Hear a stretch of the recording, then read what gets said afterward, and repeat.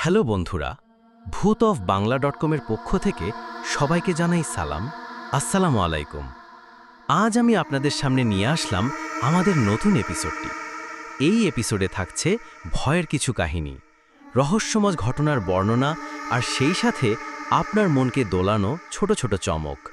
সাহস থাকলে অবশ্যই শেষ পর্যন্ত দেখবেন, কারণ কিছু গল্প এমন যা আপনার রোমহর্ষক উত্তেজনা আরও বাড়িয়ে দেবে। তাহলে বন্ধুরা, আসুন শুরু করি। চলুন যাই আমাদের ভয়ের দুনিয়ায়।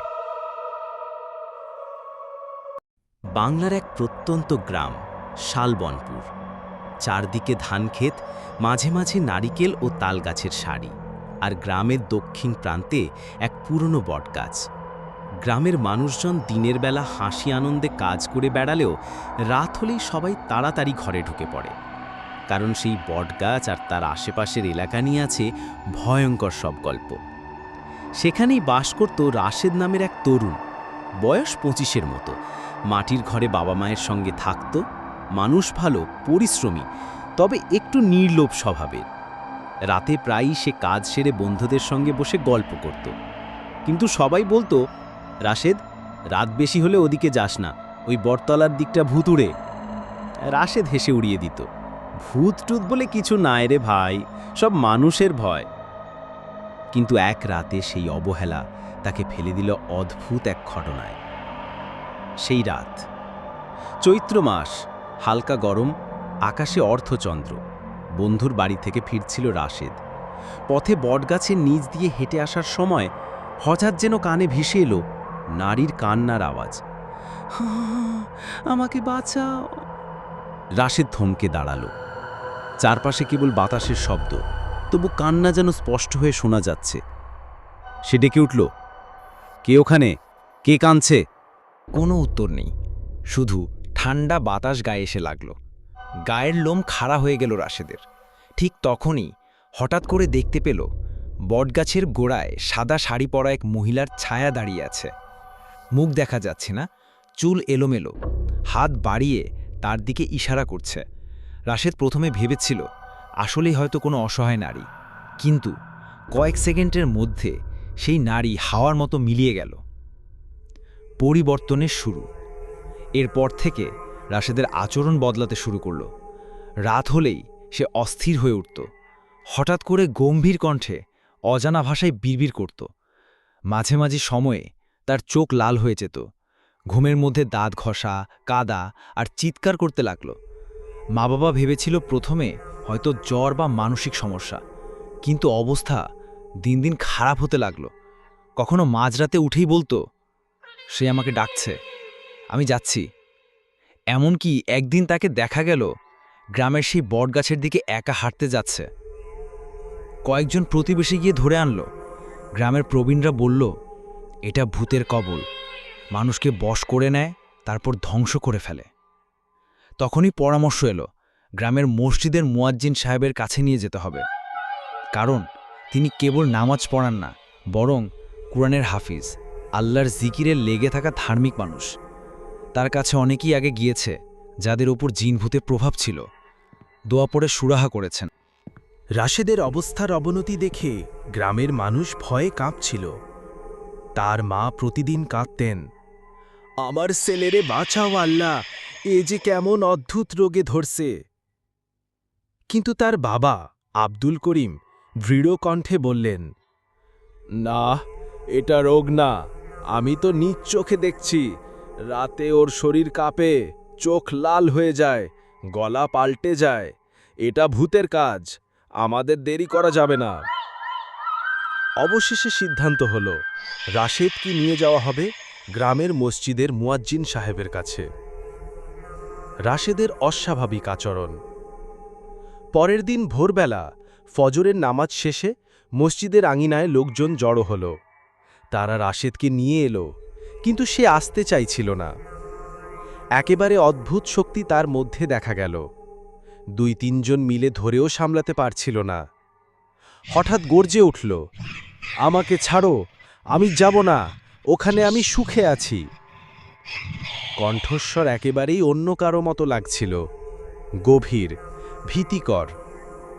মুয়াজ্জিন সাহেব হাফেজ আব্দুল হাকিম শান্তভাবে তাকিয়ে রইলেন। তার সাদা দাড়ি, মাথায় টুপি, চোখে এক ধরনের প্রশান্তি। সবাই তাকে শ্রদ্ধা করে। তিনি ধীরে ধীরে রাশেদের দিকে এগিয়ে গিয়ে বললেন, বিসমিল্লাহির রহমানির রহিম।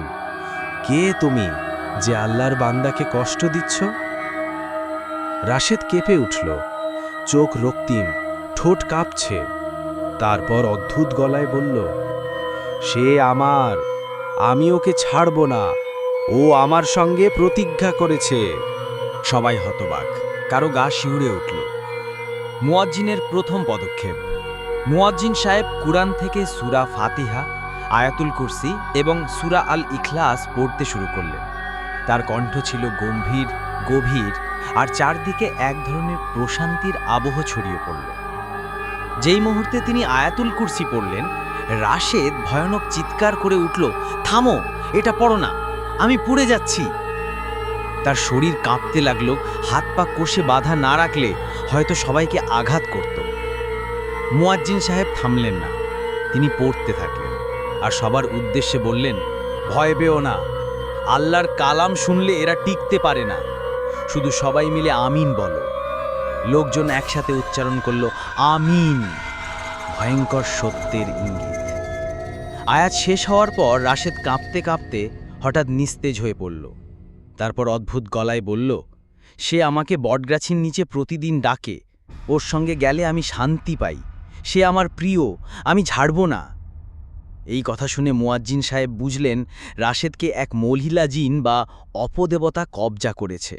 সে প্রেমের ভান করে তাকে নিজের বশে রেখেছে। তিনি কড়া গলায় বললেন, এ বান্দা আল্লাহর, তার জীবন আল্লাহর হাতে, তোমার হাতে নয়। তুমি তাকে ছেড়ে চলে যাও, নইলে আল্লাহর কসম আমি কুরআনের আয়াত দিয়ে তোমাকে জ্বালিয়ে দেব। রাশেদ চিৎকার করল, চোখ উল্টে গেল আর ফেনা বেরোতে লাগলো মুখ থেকে। গ্রামের সবাই আতঙ্কে পিছিয়ে গেল, কিন্তু মুয়াজ্জিন সাহেব শান্ত। তিনি মসজিদের মেঝেতে রাশেদকে শুইয়ে দিয়ে বললেন, আজই শুরু হবে আল্লাহর নামে এই যুদ্ধ। মসজিদের ভেতরে নিস্তব্ধতা নেমে এসেছে। ফজরের নামাজের পরেও কেউ ঘরে যায়নি। সবাই তাকিয়ে আছে রাশেদের দিকে, যে এখন মেঝেতে শুয়ে আছে, চোখ উল্টে গেছে, শরীর কাঁপছে, মাঝে মাঝে ভয়ঙ্কর হাসি দিচ্ছে। মুয়াজ্জিন হাফিজ আব্দুল হাকিম দাঁড়িয়ে আছেন তার পাশে। তার কণ্ঠ দৃঢ় কিন্তু শান্ত। আয়াত পাঠের শুরু। তিনি হাত তুলে দোয়া করলেন, আল্লাহ, এই বান্দাকে রক্ষা করো। যেই অপদেবতা তার শরীর দখল করেছে তাকে এখনই দূর করে দাও। তারপর তিনি সূরা আল বাকারা থেকে কয়েকটি আয়াত তিলাওয়াত শুরু করলেন। মসজিদের চার দেয়ালে যেন প্রতিধ্বনি হয়ে ছড়িয়ে পড়ল সেই কালাম। হঠাৎ রাশেদ ভীষণ চিৎকার করে উঠল, থামো, আমার মাথা ফেটে যাচ্ছে। তার হাত পা এত জোরে মরল যে কয়েকজন লোক ধরে না রাখলে ছিটকে উঠত। গায়ের রগ ফুলে গেছে, শ্বাসকষ্টে হাঁপাচ্ছে। মুয়াজ্জিন গম্ভীর গলায় বললেন, তুই কে? নাম বল। রাশেদের মুখ দিয়ে বের হলো এক নারী কণ্ঠ, আমি লায়লা। আমি তাকে ছেড়ে যাব না, সে আমার। এই নাম শুনে সবাই স্তব্ধ হয়ে গেল। রাশেদ তো কোনোদিন এমন কোনো মেয়ের নাম মুখে আনেনি। লায়লা? মুয়াজ্জিন আবার বললেন, তুই কি মানুষ না জিন? নারী কণ্ঠ উত্তর দিল, আমি গাছের বাসিন্দা, 100 বছর ধরে এই বটের নিচে থাকি। এক রাতে যখন সে একা যাচ্ছিল, আমি ওকে ডেকেছি। সে তাকিয়েছে আমার দিকে। সেই চোখাচোখি মানেই প্রতিজ্ঞা। সে এখন আমার। লোকজন শিউরে উঠল। গ্রামের বুড়োরা ফিসফিস করে বলতে লাগল, বটতলায় আসলেই জিন থাকে, কথাটা সত্যি। মুয়াজ্জিন সাহেব তীব্র কণ্ঠে বললেন, তুই আল্লাহর কসম করে বল, সে কি তোকে বিয়ে করেছে, কোনো চুক্তি করেছে? লায়লার কণ্ঠ কাঁপল, না, সে শুধু আমার দিকে তাকিয়েছিল। সেই দৃষ্টিই আমার জন্য যথেষ্ট। মুয়াজ্জিন কঠিন স্বরে বললেন, শোনো জিন, মানুষের দিকে তাকানো আর প্রতিজ্ঞা এক না। এটা আল্লাহর নিয়ম ভঙ্গ। এক্ষুনি সরে যা, নইলে আল্লাহর কালাম তোর অস্তিত্ব ধ্বংস করবে। তিনি সঙ্গে সঙ্গে আয়াতুল কুরসি ও সূরা ফালাক ও নাস পড়তে শুরু করলেন। সবাই একসাথে আমিন বলল। প্রতিরোধ। রাশেদ হঠাৎ গর্জন করল, মেঝেতে শরীর ঠুকতে লাগল। তারপর সেই নারী কণ্ঠ চিৎকার দিয়ে উঠল, না, আমি ছাড়ব না, তোমরা কিছুই পারবে না। এবার মসজিদের বাতিগুলো টিম টিম করে নিভে গেল। ভেতরে এক শীতল বাতাস বইতে লাগল। কয়েকজন ভয় পেয়ে বাইরে দৌড় দিতে চাইলে মুয়াজ্জিন থামালেন। কেউ পালাবে না, সবাই আল্লাহর নাম নাও, লা ইলাহা ইল্লাল্লাহু মুহাম্মাদুর রাসূলুল্লাহ। পুরো মসজিদে একসাথে কালেমার ধ্বনি উঠল। আর তখনই বাতিগুলো আবার জ্বলে উঠল। প্রথম যুদ্ধের সমাপ্তি। কয়েক মিনিট লড়াই চলল। অবশেষে রাশেদ নিস্তেজ হয়ে পড়ল, যেন গভীর ঘুমে ডুবে গেছে। তার শ্বাস স্বাভাবিক হল, শরীর ঠান্ডা হয়ে এলো। মুয়াজ্জিন বললেন, এটা প্রথম ধাপ। ওর ভেতরকার শক্তি দুর্বল হয়েছে, কিন্তু পুরোপুরি যায়নি। লায়লা এখনো লুকিয়ে আছে, আমাদের কয়েক দিন লাগবে। রাশেদের মা কেঁদে বললেন, হুজুর, আমার ছেলেরে বাঁচান, আমি তো তাকে হারাতে চাই না। মুয়াজ্জিন মৃদু হেসে বললেন, আল্লাহর রহমত ছাড়া কেউ কারো কিছু করতে পারে না। শুধু ধৈর্য ধরো আর নামাজ কালাম পড়া বন্ধ করো না। গ্রাম জুড়ে ছড়িয়ে গেল খবর রাশেদকে ভূত বশ করেছে, কিন্তু মুয়াজ্জিন সাহেব লড়াই করছে। রাশেদকে মসজিদ থেকে ঘরে নিয়ে যাওয়া হলো। সেদিন সারাদিন সে অচেতন অবস্থায় রইল। মাঝে মাঝে জেগে উঠলেও ঠিকমতো কিছু বলতে পারছিল না। শুধু চোখ তুলে ফ্যাল করে তাকাত, যেন কাউকে খুঁজছে। মা তাকে বুকে জড়িয়ে ধরে কাঁদছিলেন। বাবা মসজিদেই থেকে গেলেন মুয়াজ্জিন সাহেবের সঙ্গে পরামর্শ করতে। রাতের অশনি সংকেত। সেই রাতেই অদ্ভুত ঘটনা ঘটল। ঘরে সবাই যখন ঘুমাচ্ছে, হঠাৎ জানালায় বাইরে থেকে কানের ভেতর কাঁপানো এক নারী কণ্ঠ শোনা গেল, রাশেদ, রাশেদ, এসো, আমি তোমার জন্য অপেক্ষা করছি। রাশেদ চমকে উঠে বসে পড়ল। তার চোখ লাল হয়ে গেছে, ঠোঁট শুকিয়ে গেছে। সে দরজা খুলতে চাইছে। মা বাধা দিলেন, না বাবা, বাইরে যাস না। কিন্তু অদ্ভুত শক্তি যেন তাকে টানছিল। তখন হঠাৎ দরজার ফাঁক দিয়ে দেখা গেল সাদা শাড়ি পরা এক নারীর ছায়া দাঁড়িয়ে আছে। তার লম্বা চুল মাটিতে ঝুলছে, মুখ অন্ধকারে ঢাকা। মা ভয়ে পেয়ে জোরে চিৎকার করলেন, আল্লাহ, মুয়াজ্জিন সাহেব বাঁচান। মুয়াজ্জিনের হস্তক্ষেপ। সেই সময় হাফিজ আব্দুল হাকিম পাশের ঘরেই ছিলেন। তিনি দৌড়ে এলেন, সঙ্গে কোরআন শরীফ।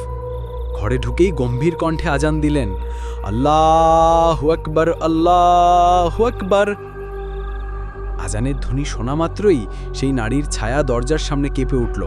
তারপর হঠাৎ অদৃশ্য হয়ে গেল। রাশেদ মাটিতে পড়ে গেল, শরীর কাঁপছে। মুখ দিয়ে ফিসফিস করে বলছে, ও বলেছে কাল রাতে যদি না যাই ও পুরো গ্রাম ধ্বংস করবে। গ্রাম জুড়ে আতঙ্ক। এ কথা শুনে সবাই শিউরে উঠল। খবর ছড়িয়ে পড়ল সারা শালবনপুরে। লোকজন রাতে বাইরে বের হতে সাহস পেল না। শিশুদের কাঁদতে কাঁদতে মা বাবারা আঁকড়ে ধরল। কিছু বুড়ো মানুষ বলল, এই লায়লা জিন বহু বছর ধরে ওখানে থাকে, আগে এভাবে কখনো দেখা দেয়নি, কিন্তু যেহেতু সে একজন মানুষকে কবজা করেছে তাই শক্তিশালী হয়ে উঠেছে। মুয়াজ্জিন সাহেবের প্রস্তুতি। মুয়াজ্জিন সাহেব বললেন, কাল রাতে আসল লড়াই হবে। সে হুমকি দিয়েছে মানে সে আবার আসবেই। তোমরা ভয় পেও না, বরং নামাজ কালাম পড়ো, প্রতিটি ঘরে আয়াতুল কুরসি পড়ো, সূরা ফালাক নাস পড়ো, আর মনে রেখো আল্লাহর নামে কোনো জিনের সাহস নেই। তিনি কয়েকজন যুবককে নিয়ে মসজিদের ভেতরে বসে রাতভর কোরআন তিলাওয়াতের ব্যবস্থা করলেন। পরের রাত। মধ্যরাতে হঠাৎ মসজিদের ছাদের টিন কেঁপে উঠল। চারপাশে শীতল বাতাস বইতে লাগল। অদৃশ্য কারো হাসি ভেসে এলো, তোমরা কি ভেবেছ কোরআন পড়ে আমাকে ভয় দেখাবে? আমি 100 বছর ধরে আছি এখানে, আমি যা চাই তাই করি। এক মুহূর্তে মসজিদের বাতি নিভে গেল। ভেতরে কালো অন্ধকার। লোকজন ভয় পেয়ে একসাথে কালেমা পড়তে লাগল। মুয়াজ্জিন জোরে সূরা আল ইখলাস পড়তে লাগলেন। অন্ধকারে হঠাৎ সাদা ছায়া দেখা দিল। দরজার সামনে দাঁড়িয়ে আছে লম্বা নারী। চোখ দুটো আগুনের মতো জ্বলছে। সে গর্জে উঠল, তোমরা যদি তাকে না ছাড়ো আমি সবার রক্ত খাবো। লড়াইয়ের শুরু। মুয়াজ্জিন সাহেব মাটিতে কোরআন রেখে হাত উঁচু করলেন। আল্লাহর নামে আমি তোকে হুকুম দিচ্ছি, এখনই চলে যা, নইলে আল্লাহর শাস্তি তোকে গ্রাস করবে। তিনি তীব্র কণ্ঠে আয়াতুল কুরসি পাঠ শুরু করলেন। মসজিদ কেঁপে উঠতে লাগল। আর সেই নারীর চিৎকার, না, থামো, আমি পুড়ে যাচ্ছি। লোকজন ভয় আর বিস্ময় তাকিয়ে আছে। যুদ্ধ শুরু হয়ে গেছে। মসজিদের ভেতর তখনও লড়াই চলছে। মুয়াজ্জিন সাহেব তিলাওয়াত করছেন, আর সেই নারী জিন ছটপট করছে। হঠাৎ সে কেঁদে উঠল। কণ্ঠস্বর আর গর্জনের মতো নয়, বরং একেবারে ভাঙা মেয়েলি সুরে। আমাকে কেউ বোঝে না, আমি একাই শত বছর ধরে বেঁচে আছি। সবাই চুপ। ভয়ের মাঝেও কৌতূহল জন্ম নিল। মুয়াজ্জিন গম্ভীর কণ্ঠে বললেন, তুই যদি সত্যি কথা বলতে চাস বল, তোর পরিচয়, কেন এভাবে মানুষের জীবন নষ্ট করছিস? লায়লার কাহিনী শুরু। সাদা ছায়া থেমে গেল। তারপর ধীরে ধীরে বলল, আমার নাম লায়লা। একসময় আমি মানুষই ছিলাম। অনেক বছর আগে এই শালবন পরেই আমার জন্ম। আমি ছিলাম জমিদারের মেয়ে, কিন্তু ভাগ্যের পরিহাসে আমার মৃত্যু হয়েছিল ভয়ঙ্করভাবে। মসজিদের সবাই শ্বাসরুদ্ধ হয়ে শুনছে। লায়লা বলতে লাগল, আমার বাবার লোভ ছিল অনেক। তিনি আমাকে এক ধনী বণিকের সঙ্গে বিয়ে দিতে চাইলেন, কিন্তু আমি ভালোবাসতাম গ্রামেরই এক সাধারণ ছেলেকে। বাবার চাপে আমি মানিনি। এক রাতে আমি পালিয়ে তার কাছে যাচ্ছিলাম, কিন্তু গ্রামের লোকেরা আমাকে ধরে ফেলে। তারা আমাকে পাপী আখ্যা দিয়ে বটগাছের নিচে কবর দিয়েছিল। জীবন্ত আমাকে মাটির নিচে চাপা দিয়েছিল। এই কথা শুনে সবাই স্তব্ধ হয়ে গেল। একটা শীতল হাওয়া বয়ে গেল মসজিদের ভেতর দিয়ে। লায়লা কাঁদতে কাঁদতে বলল, সেই রাত থেকে আমার আত্মা বেঁধে গেছে ওই বটগাছের সঙ্গে। আমি মুক্তি পাইনি। শত বছর ধরে আমি শুধু চাই কেউ আমাকে ভালোবাসুক, কেউ আমার দিকে তাকাক। আর যেদিন রাশেদ বটতলার দিকে তাকালো, আমি বুঝলাম সেই আমার মুক্তির পথ। মানুষের প্রতিক্রিয়া। এক বৃদ্ধ কণ্ঠে বললেন, হায় আল্লাহ, এত বছর আগে ঘটে যাওয়া অন্যায়ের প্রতিশোধ নিচ্ছে সে। আরেকজন বলল, কিন্তু এর মানে কি এই যে রাশেদকে তার সঙ্গী বানাতে চায়? লায়লার কণ্ঠ ভেসে এলো, হ্যাঁ, আমি তাকে ছাড়ব না। যদি সে আমার সঙ্গে না আসে, আমি পুরো গ্রামকে অভিশাপ দেব। মুয়াজ্জিনের জবাব। মুয়াজ্জিন সাহেব শক্ত কণ্ঠে বললেন, লায়লা, আল্লাহর বান্দাদের কষ্ট দিয়ে তুই মুক্তি পাবি না। তোর কাহিনী দুঃখজনক, কিন্তু সমাধান জ্বালাতন নয়। তোর মুক্তির পথ কেবল আল্লাহর কাছে তওবা করে চাওয়া। লায়লা বিদ্রূপ করে হেসে উঠল, আমি শত বছর ধরে চেষ্টা করেছি, কিন্তু আমার আর রেহাই নেই। শুধু এই ছেলেকে পেলেই আমি শান্তি পাব। রাশেদ হঠাৎ কেঁপে উঠল, শরীর দিয়ে ঘাম ঝরছে। সে ফিসফিস করে বলল, হুজুর, আমি ভীষণ ভয় পাচ্ছি। ও বারবার বলছে আমি কি করব? উত্তেজনা বাড়ে। মুয়াজ্জিন শান্ত স্বরে তার কাঁধে হাত রেখে বললেন, আল্লাহর নামে ভয় পেও না, শুধু কালেমা পড়ো, বলো লা ইলাহা ইল্লাল্লাহ। রাশেদ কাঁপতে কাঁপতে বলতে শুরু করল, লা ইলাহা ইল্লাল্লাহ। এই শব্দ শুনে লায়লা তীব্র চিৎকার করল। ছায়াটা দুলে উঠল, যেন ছিঁড়ে যাবে। না, এই নাম আমি সহ্য করতে পারি না। অধ্যায়ের শেষ দৃশ্য। মুয়াজ্জিন উচ্চ কণ্ঠে ঘোষণা করলেন, লায়লা, আজ থেকে তুই আর এই গ্রামে আতঙ্ক ছড়াতে পারবি না। তোর বিচার হবে আল্লাহর হাতে। লায়লার ছায়া এক মুহূর্তে মসজিদের দরজা ভেঙে বাইরে চলে গেল। রাতের আকাশে ভেসে এলো তার ভয়ঙ্কর আর্তনাদ। সবাই বুঝল, এখনও যুদ্ধ শেষ হয়নি, বরং আরও ভয়ঙ্কর আকার নিতে যাচ্ছে। লায়লার আর্তনাদ থেমে যাওয়ার পর মসজিদে নিস্তব্ধতা নেমে এলো। সবাই ভেবেছিল হয়তো আজকের মতো সে সরে গেছে, কিন্তু মুয়াজ্জিন সাহেব সতর্ক করে বললেন, তোমরা ভাবছ যুদ্ধ শেষ হয়ে গেছে? না, আজ থেকে ও গ্রাম জুড়ে ভয় ছড়াতে শুরু করবে। কারণ সে বুঝে গেছে আমাদের সামনে ও টিকতে পারবে না, তাই বাইরে তার প্রতিশোধ নেবে। প্রথম আঘাত। সেই রাতেই গ্রামের দক্ষিণ দিকের খামারে ভয়ানক ঘটনা ঘটল। গরু ছাগলগুলো হঠাৎ একসাথে চিৎকার করতে লাগল। মালিকরা গিয়ে দেখে সব পশু খামার ভেঙে বাইরে ছুটে গেছে। কয়েকটা গরু মরে পড়ে আছে, চোখ দুটো ফেটে রক্ত বের হয়েছে। মানুষ আতকে উঠল। কারো কারো মুখে শুধু এক নাম, লায়লা। শিশুদের আতঙ্ক। পরের দিন সকালে কয়েকজন শিশু বটগাছের পাশে খেলতে গিয়েছিল। হঠাৎ তারা দেখতে পেল এক লম্বা চুলওয়ালা মহিলা গাছের শিকড়ের নিচে বসে আছে। তার চোখ রক্ত লাল, আর হাত দিয়ে মাটিতে কিছু লিখছে। শিশুরা চিৎকার করে দৌড়ে বাড়ি ফিরে এলো। তারা কাঁদতে কাঁদতে বলল, ও বলেছে যদি সবাই রাশেদকে ছেড়ে না দেয় তবে আমাদের ঘর জ্বলে যাবে। গ্রাম জুড়ে আতঙ্ক ছড়িয়ে পড়ল। অনেকে ঘরবাড়ি ছেড়ে অন্য গ্রামে পালিয়ে যেতে চাইছিল। মুয়াজ্জিন সাহেবের দৃঢ়তা। হাফিজ আব্দুল হাকিম গ্রামের লোকজনকে সমবেত করে বললেন, লায়লার শক্তি আছে, কিন্তু মনে রেখো আল্লাহর শক্তি তার চেয়ে অসীম। পালিয়ে বাঁচা যাবে না, বরং সবাই একসাথে নামাজে দাঁড়াও, দোয়া করো, প্রতিটি ঘরে আয়াতুল কুরসি, সূরা ফালাক আর সূরা নাস পড়ো, তাহলেই সুরক্ষা হবে। মানুষ একটু সাহস পেল, তবে ভয় কাটল না। রাশেদের অবস্থা। এদিকে রাশেদের অবস্থা দিন দিন খারাপ হচ্ছিল। কখনো তাকে স্বাভাবিক মনে হতো, আবার হঠাৎ এক অদ্ভুত হাসি দিত। কখনো মাঝরাতে উঠে দাঁড়িয়ে দরজার দিকে তাকিয়ে বলতো, সে ডাকছে, সে বলছে আমি গেলে সব শেষ হয়ে যাবে। মা বাবা কেঁদে ফেলতেন। এক রাতে রাশেদ নিজেই হঠাৎ বলে উঠল, হুজুর, ও আমার স্বপ্নে এসে বলে যদি আমি রাজি হই পুরো গ্রাম বাঁচবে, যদি না হই সবাই মারা যাবে। আমি কি করব? মুয়াজ্জিন কড়া গলায় বললেন, ওর কথায় কান দিবি না, এটা প্রতারণা, আল্লাহর উপর ভরসা রাখ। আগুনের রাত। ঠিক সেই রাতেই ভয়ঙ্কর ঘটনা ঘটল। গ্রামের উত্তর পাশে হঠাৎ আগুন লেগে গেল। 3টা কুড়েঘর মুহূর্তে পুড়ে ছাই হয়ে গেল। আগুন এত দ্রুত ছড়ালো যে সবাই ভেবেছিল কেউ ইচ্ছে করে দিয়েছে। কিন্তু লোকজন দেখল ঘরের সামনে সাদা ছায়া দাঁড়িয়েছিল। তারপরই আগুন জ্বলে উঠল। মানুষ দৌড়ে মসজিদে এসে উঠল। তারা কাঁদতে কাঁদতে মুয়াজ্জিন সাহেবকে বলল, হুজুর, এভাবে তো পুরো গ্রাম শেষ হয়ে যাবে। হাফিজ আব্দুল হাকিম সোজা দাঁড়িয়ে বললেন, শোনো সবাই, কাল রাতে আমরা বটগাছের নিচে যাব, ওখানেই লায়লার আস্তানা, ওকে চিরতরে দূর না করলে শান্তি ফিরবে না। গ্রাম জুড়ে গুঞ্জন উঠল। অনেকে ভয়ে পিছিয়ে গেল, কিন্তু কিছু যুবক সাহস করে বলল, আমরা আপনার সঙ্গে যাব হুজুর, গ্রামকে বাঁচাতে হলে ভয় পেলে চলবে না।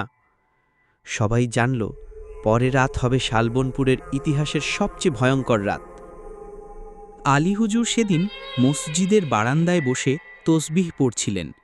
হঠাৎ গ্রামের কয়েকজন মানুষ দৌড়ে এসে তাকে বলল, হুজুর, রশিদ ভাই একেবারে অদ্ভুত হয়ে গেছেন, কারো সঙ্গে কথা বলেন না, মাঝে মাঝে ভয়ঙ্কর আওয়াজ করেন, তার চোখ লাল হয়ে থাকে, আর রাতে তিনি হঠাৎ হঠাৎ মসজিদের দিকেই চেয়ে হাসতে থাকেন। আমরা সবাই ভয় পেয়ে গেছি। আলী হুজুর কিছুক্ষণ চুপ করে তাদের কথা শুনলেন। তারপর শান্ত গলায় বললেন, ভয় পেও না, যদি সত্যিই তার উপর কোনো অশরীরী প্রভাব পড়ে থাকে তাহলে ইনশাল্লাহ কুরআনের কালামই তাকে রক্ষা করবে। আল্লাহর ইচ্ছার বাইরে কোনো শক্তির ক্ষমতা নেই। গ্রামবাসীরা তখনই রশিদকে নিয়ে আসলো মসজিদে, কিন্তু রশিদ যেন অন্য মানুষ। তার চোখ রক্তাভ, ঠোঁটে রহস্যময় হাসি, আর শরীর থরথর করে কাঁপছে। সে বারবার অদ্ভুত স্বরে বলছে, তাকে কেউ ছুঁতে পারবে না, সে এখন আমার।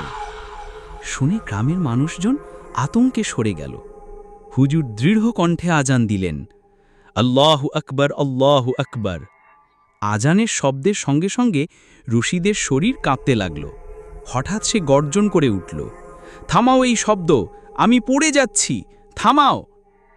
হুজুর তিলাওয়াত শুরু করলেন সূরা বাকারার কিছু আয়াত।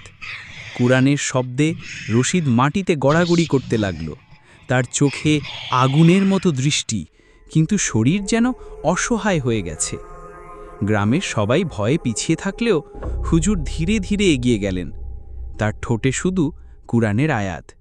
তিনি রশিদের কপালে হাত রেখে দোয়া পড়লেন। তখন হঠাৎ রশিদ ভীষণ চিৎকার করে উঠল, তুমি তাকে নিতে পারবে না, সে আমার, বহু বছর আগে আমি প্রতিজ্ঞা করেছি। হুজুর শান্ত কণ্ঠে বললেন, শয়তানের কোনো প্রতিজ্ঞার মূল্য নেই, আল্লাহর বান্দাকে আল্লাহ ছাড়া কেউ দাবি করতে পারে না। এরপর হুজুর সূরা ইয়াসিনের আয়াত পড়তে শুরু করলেন। মসজিদের চারপাশে গম্ভীর নিস্তব্ধতা। বাইরে হাওয়া বইতে লাগল অদ্ভুত শব্দ নিয়ে। মনে হচ্ছিল যেন অদৃশ্য কিছু এই লড়াইয়ে অংশ নিচ্ছে। রশিদের দেহ কাঁপতে কাঁপতে হঠাৎ অজ্ঞান হয়ে গেল। হুজুর গভীর শ্বাস নিয়ে বললেন, এখনো শেষ হয়নি। শয়তান তার দখল ছাড়তে চাইছে না, কিন্তু আল্লাহর ইচ্ছায় তাকে মুক্তি দিতেই হবে। গ্রামবাসীরা অবাক বিস্ময়ে তাকিয়ে থাকল, তাদের চোখে ভয় আর আশার মিশ্রণ। রাত নেমেছে। শালবনপুর গ্রামের আকাশ অন্ধকারে ঢেকে গেছে। চারপাশে বাতাস কেঁপে যাচ্ছে, যেন সবুজ ধানের ক্ষেত নিজেই আতঙ্কে দুলছে। মুয়াজ্জিন হাফিজ আব্দুল হাকিম রশিদকে সঙ্গে নিয়ে বটগাছের নিচে পৌঁছালেন। ভূতের উপস্থিতি। বটগাছের নিচে পৌঁছাতেই অদ্ভুত অনুভূতি। হঠাৎ হালকা আলো ঝাপসা হতে থাকল। সেই নারী ছায়া লায়লা সামনে এসে দাঁড়াল। তার চোখ রক্তাভ, চুল এলোমেলো। এখানে এসে কি করছো? তুমি আমার স্বপ্ন ভেঙেছ, তিনি চিৎকার করলেন।